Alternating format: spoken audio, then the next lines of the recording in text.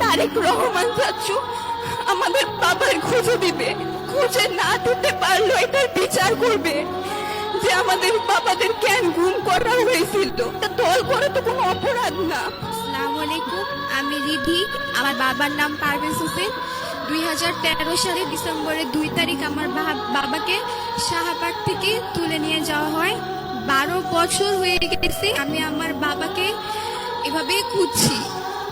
5 আগস্টের পরে আমাদের অনেক আশা ছিল যে আমরা আমাদের বাবাদের হয়তো এখন সময় হয়ে গেছে আমাদের বাবাদের ফেরত পাওয়ার, আমাদের চাচুদের ফেরত পাওয়ার, কিন্তু এখন পর্যন্ত আমরা তাদের তাদের খোঁজও পাইনি।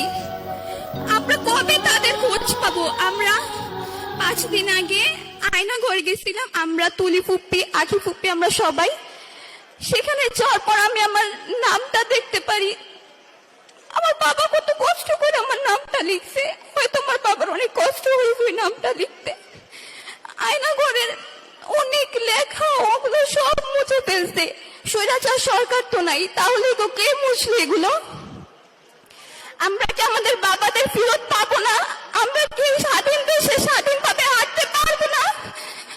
আমার ভাই কি আমার বাবার মুখটা দেখতে পারবে না? আমরা কবে বাবাদের ফেরত পাবো? আমাদের স্বপ্নগুলো কে পূরণ করবে?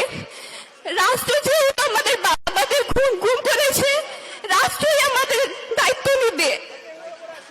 আমরা কেন এখনো এইভাবে কান্না করি? আমরা কেন এখনো আমাদের বাবাদের খুঁজে পাইনি? আমরা আমাদের যত বড়, আমরা অত বছর ধরে আমরা এভাবে যুদ্ধ করছি, আমাদের এই যুদ্ধ কবে শেষ হবে?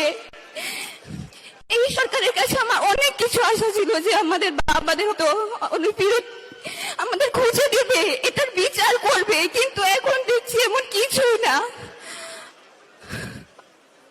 আমি আমার বাবাকে ফেরত চাই। আমি এভাবে আর কান্না করতে চাই না। আমার বাবাকে আমি জড়িয়ে ধরতে চাই। আমাদের সব স্বপ্ন কে পূরণ করবে?